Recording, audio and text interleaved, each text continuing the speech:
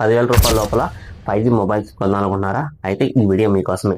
ఇలా మీకు top 5 best 5G mobiles under 10K ఏ mobiles బాగున్నాయో ఈ వీడియోలో మీకైతే చాలా క్లారిటీ ఇచ్చాను. చెప్పే మొబైల్స్ అయితే మీకు కెమెరా క్వాలిటీ కానీ, బ్యాటరీ బ్యాకప్ కానీ, అలాగే మీకు మొబైల్ పర్ఫార్మెన్స్ కూడా చాలా బాగుంటుంది. బడ్జెట్ లో 10,000 రూపీస్ లోపల అంటే గేమింగ్ కానీ, కెమెరా కానీ, లేదా బ్యాటరీ కానీ చాలా తక్కువ ఉంటాయని ఎక్స్పెక్ట్ చేస్తారు.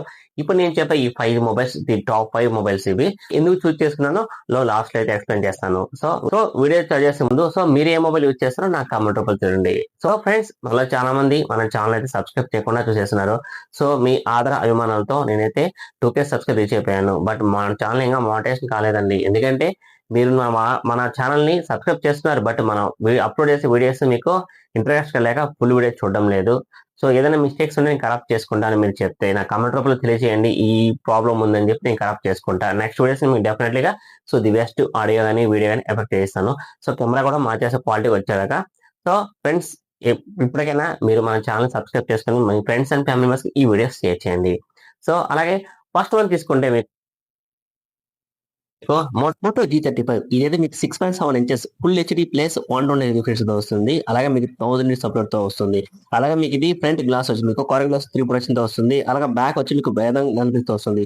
Back camera 50 megapixel, front 8 megapixel వస్తుంది. అలాగే 5000 mAh బ్యాటరీ తో పాటు 20 వాట్ చార్జ్ సపోర్ట్ వస్తుంది. సో ఇది దీని యొక్క ఓవరాల్ స్పెసిఫికేషన్. సో అక్కడ సెకండ్ వన్ చూసుకుంటే పోకో M7 ప్లస్ 5G ఇది మీకు 6.9 inches full HD plus IPS LCD display వస్తుంది. అలాగే 144 హెడ్జ్ రిఫ్రెష్ రేట్ వస్తుంది. అలాగే మీకు 815 నిట్స్ బ్రైట్నెస్ డిస్ప్లే వస్తుంది. అలాగే మీకు ప్రాసెసర్ విషయానికి వస్తే స్నాప్డ్రాగన్ 6 Gen 3 ప్రాసెసర్ తో పాటు మీకు హైపర్ చాలా బాగుంటుంది. మొబైల్ కూడా మీకు బ్యాక్ 50 మెగాపిక్సెల్, ఫ్రంట్ అయితే 8 మెగాపిక్సెల్ సెల్ఫీ కెమెరాతో వస్తుంది. అలాగే మీకు 7000 mAh బ్యాటరీతో పాటు 33 వాట్ ఛార్జ్ సపోర్ట్ తో వస్తుంది. సో అలాగే మీకు ఇది రివర్స్ ఛార్జ్ సపోర్ట్ కూడా వస్తుంది. Just 8 watts reverse charging support కూడా వస్తుంది. Out of the box Android version 15 తో వస్తుంది. అలాగే హైపర్ OS 2 వస్తుంది. 2 ఇయర్స్ OS అప్డేట్లు, అలాగే 4 ఇయర్స్ సెక్యూరిటీ అప్డేట్స్ అయితే ఈ మొబైల్ మీద వస్తాయి. ఇది Redmi 4C ఇదే మీకు స్నాప్డ్రాగన్ 4 Gen 2 ప్రాసెస్ తో వస్తుంది. సో ఇది కూడా ప్రైస్ మీకు 9,000 అబోవ్ ఉంటుంది. ఇది మీకు 5200 mAh బ్యాటరీతో పాటు 33 వాట్ ఛార్జ్ సపోర్ట్ తో వస్తుంది. సో ఇది కూడా చాలా బాగుంటుంది. గేమింగ్ ఆడే వాళ్ళకైతే ఈ మొబైల్ ది బెస్ట్ అని చెప్పొచ్చు. పోకో C75 ఇదైతే మీకు సేమ్ ఫీచర్స్ లో వస్తుంది. స్నాప్డ్రాగన్ 4 Gen 2 ప్రాసెస్ తో పాటు 5000 mAh బ్యాటరీతో పాటు 18 వాట్ ఛార్జ్ సపోర్ట్ తో వస్తుంది. సో ఇది కూడా మీకు కెమెరా బ్యాక్ 50, ఫ్రంట్ 8 కెమెరాస్ కొన్ని శాంపిల్స్ మీకు డిస్ప్లే ప్రొవైడ్ చేస్తాను చూడండి. సో కెమెరాలో మీకు కాంప్రమైజ్ అవసరం లేదు. మొబైల్ అయితే పర్ఫెక్ట్ చాలా బాగుంటుంది. సో బ్యాటరీ బ్యాకప్ కూడా మీకు రఫ్ అండ్ టఫ్ యూజ్ చేసుకుంటే 1 డే వస్తుంది. నార్మల్ అయితే 2 డేస్ అయితే రావచ్చు మేబీ. సో ఫోర్త్ వన్ తీసుకుంటే మీకు ఇది మీకు ఒప్పోలో కొత్త మోడల్ వచ్చింది, ఒప్పో A5X.